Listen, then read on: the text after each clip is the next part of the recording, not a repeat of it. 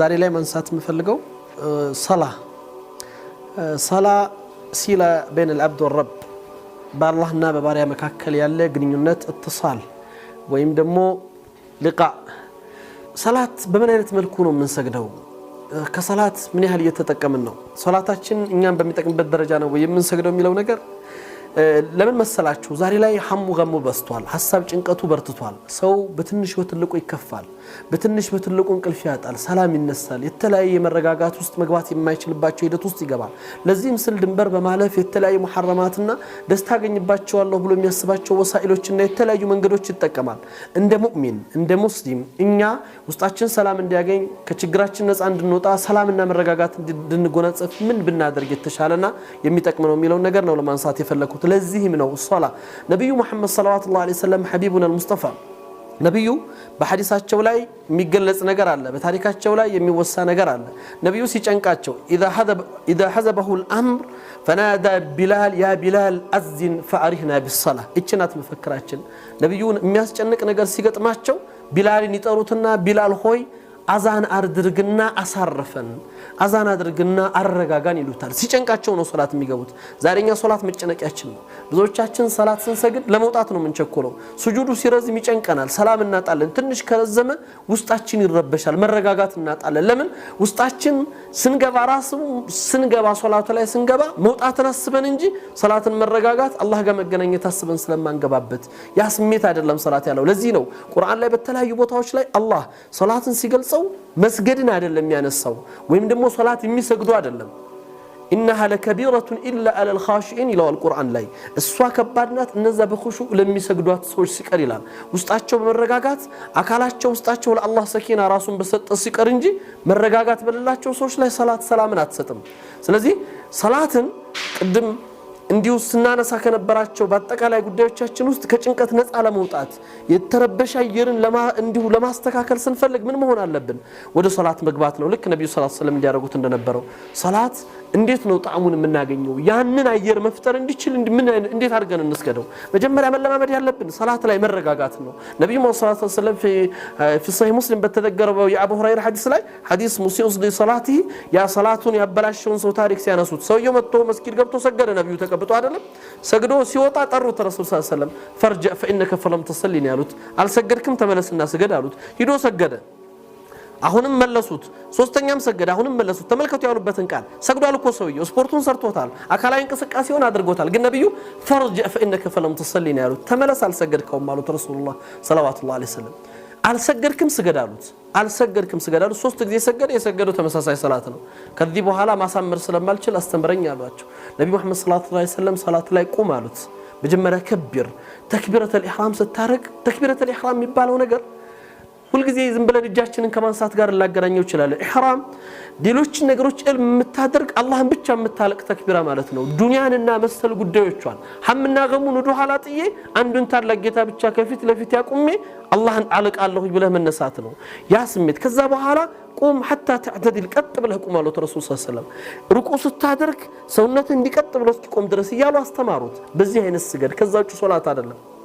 ሶላት በትክክለኛው ሲላ አላህ ጋር መገናኛ ሆና ስትሰገድ ለዚህ ነበር ታላቁ ኸሊፋ ዑመር ኢብኑ አብዱል አዚዝ ረዲየላሁ ዐንሁ የሚናገሩት ነገር ነበር ቁርአን እየቀራ በመሐከል ፋቲሃን እየቀራ ዝም ይል ነበር ቢስሚላሂር ረህማኒር ረሂም አልহামዱሊላሂ ረብል ዓለሚን ይልና ዝም ይላል الرحمن الرحيم مالك يوم الدين ይልና ዝም ይላል ለምንድን ነው እንዲመተለው ሲሉት አላህ بسم الله الرحمن الرحيم الحمد لله ብሎ ባሪያ ሲጀምር አላህ መልስ ይሰጣል በሐዲስ እንደተነገረው ቀሰምቱ الصلاه بيني وبين عبدي እንዳሉት ነብዩ ሰለላሁ ዐለይሂ ወሰለም ሰላትን በኔና በባሪያ በሁለት ከፈልኳት اذا حمدني عبدي الله الحمد لله ሲል ባሪያው አስና علي عبدي እኔን አጸዳኝ ይላል አላህ አመሰገነኝ ይላል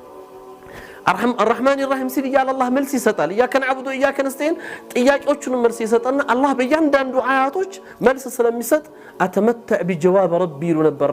ዑመር ኢብኑ አብዱል አዚዝ የጌታዬን መልስ ያዳመጥኩ በሱ ደሰታለሁ ይላል አላህ አስቡት ሰው ውስጥ ሲገባ የሚፈጠረው ስሜት ስለዚህ ሶላታችን መጀመሪያ በትክክል ለመስገድና ይሄንን ችግር ከጭንቀት ለመውጫ ሶላት እንዲሆን ለማድረግ ምንድነው መሆን ያለበት ሶላት ስንሰግድ መረጋጋት ሰላትን ከተለመደው ረዘም ብቻችንን ስንሰግድ በተለይ ከተለመደው እንጨምርበት ካስለመድነው ነፍስያችንን ጨበጥ ያዝ እናድርጋት ቆንጠጥ እናድርጋትና ቶሎ ውጣ የምትለኝ ነፍስያ ይላል በላት ሰላት ላይ ልሰብር ሰላት ላይ ልታገስ 5 ደቂቃ የነበረውን 7 ደቂቃ አላርገው 7 ደቂቃ የነበረውን 10 ደቂቃ አላርገውና ረዘም አድርገን በዛይን ስሜት ሶላት ውስጥ ስጁድ ላይ ትንሽ ከሆነ ምንለው ረዘም እናድርገው ስጁድ ትልቅ ቦታ ነው ኢብኑ ተይሚያ ረህመቱላህ ዐለይሂ መሳኪን አህሉ ዱንያ خرجوا منها ولم يذوقوا ما في اهلها ይላሉ የዱንያ ሰዎች ምስኪን ዱንያ ላይ ገብተው ዱንያ ላይ ያለችን ጣፋጭ ነገር ሳያገኙ አትወጡ ይላሉ ምንድነው ተብለው ሲጠየቁ እቺ ጣፋጭ ነገር ስጁድ ላይ ናት ይሉ ነበር ኢብኑ ተይሚያ ረዲየላሁ ዐንሁ ስጁድ ላይ ያለች ነገር ናት ያቺ ጣፋጭ ነገር ተለዙዝ ለዚህ ነው ይላሉ ኢብኑ ተይሚያ حل تمنيت بحياتك بحياتك አልፎ በያቀር ስጁድ ወርደ لا ለመነሳት የተመኘህበት ጊዜ አቅርብ ما يكون العبد عند ربه وهو ساجد ባሪያ ጌታው ጋር ቅርብ የሚሆንበት ቦታ ስጁድ ላይ ነው ከዛ ቦታ ውጭ የለውም ለዛ ነው ሲጨንቀን ስንረበሽ ቡና ቤት አይደለም ጫት ቤት አይደለም ሺሻ ቤት አይደለም ሌላ ሙሐረማት ቦታ አይደለም ወይ ፊልም አይደለም እኛን ሰላምና መረጋጋትን ውስጣችንን ሰላም የሚሰጠን ሰላ አላህ ጋር የምናደርገው ግንኙነት ያ ደግሞ በተረጋጋ መንፈስ ከነበርንበት አየር አውጥቶ ወደ ሌላው ሽግግር የሚወስደን ይሄ ሰላት ሐቂቃ ሰላትን በዚህ አይነት ማዕናው ሰግደናል ወይ ብዙዎቻችን ሰላትን ሰግዳለን ሰላታችን ግን የኛ መረጋጋያ የኛ ሰላም ማግኛ የኛ እንዲሁ ማረፊያ ነው ወይስ መረበሻ መቸገሪያ መጨነቃ حمل الخروج ነው ስንገባ መውጣትን አስበንና ጭንቀትን ይዘን እንጂ ምን ሰግደው በዛ አይነት መንፈስ አይደለም ምን ሰግደውና በዚህ ስሜት ሶላታችንን ብንሰግደው ከብዙ ችግሮቻችን ከብዙ ጭንቀቶቻችን እንገላገላለን ዛሬ ጭንቀቱ በስቷል ሐሳቡ በርትቷል ሁሉም ሰው በየቦታው በትንሽ በትልቁ ይጨነቃል ከዚህ ጭንቀት በምን እንውጣ መፍትሄው ሶላት ነው እንደ ሙእሚን ሶላት ብዙ ነገራችንን ያስተካክላል ሶላት ብዙ ነገሮቻችንን ለውጣል ሶላት ለኛ ማረፊያ ይሆናል ለዚህ ነው ነብዩ ሰለላሁ ዐለይሂ ወሰለም በሐዲሳቸው ላይ ሶሉ ከማ ረአይቱሙኑ ይصلينا ያሉት እኔ ስሰግድ እንዳያችሁኝ ስገዱ ያኒ እኔ ስሰግድ እንዳያችሁኝ ስገዱ ያለ እናንተ ነጃ ያወጣችኋል የነብዩን ሶላት እንግዲህ لا تسالوني عن طولهن وحسنهن እናታችን አይሻ እንዳሉት ስለ ርዝመታቸውና ስለ ውበታቸው አጠይቁኝ ይሉ ነበር በአንድ ረክዓ ሶላት ረሱል አሚን ብቻቸውን ሲሰግዱ 6 ጁዝ ሱረቱል በቀራ ጀምረው ሱረቱን ኒሳ ላይ ይሄዱ የነበረበት ታሪክ ይታወቃል ስንቶቻችንን አንድ ገጽ ቁርአን ቀርተን ሶላትን በጥማዕኒና በተረጋጋ መንፈስ ውስጣችን ሰላም አግኝቶ ምን ሰግዳ ያለ ነው ብዙዎቻችን መሮጥን መቸኮልን መውጣትን እየተሰበን ነው ሶላት ላይ ምን ቆመው ሶላታችን ሶላት ሊሆን አልቻለም እኛንም ሰላምና መረጋጋት አልሰጠንም በእኛና በአላህ መካከልም ሲላ መሆኑ መገናኛ መሆኑ ቀርቶ መራራቂያ ሆኗል ለብዙ ጭንቀቶቻችን ነጃ መውጫ ዛሬ ተውት አኸራውን ተውት ሩቁን አገር እዚህ ዱንያ ላይ በምንጨነቅባቸው ጉዳዮች ነፃ ለመውጣት ሶላትን በትክክል እንስገደው ሶላታችንን አላህ ጋር መቃረብ ያድርገን እንስገደው ሰላም ማግኛ የውስጥ መረጋጋት ያድርገን እንስገደው ሚል መልእክት ነው የዛሬው መልእክቴ ሶላታችንን እናሳምራት ለብዙ ነገሮቻችን ቁልፍ ናትና ወቢላሂ ተውፊቅ ወሰላሙ አለይኩም ወራህመቱላሂ ወበረካቱ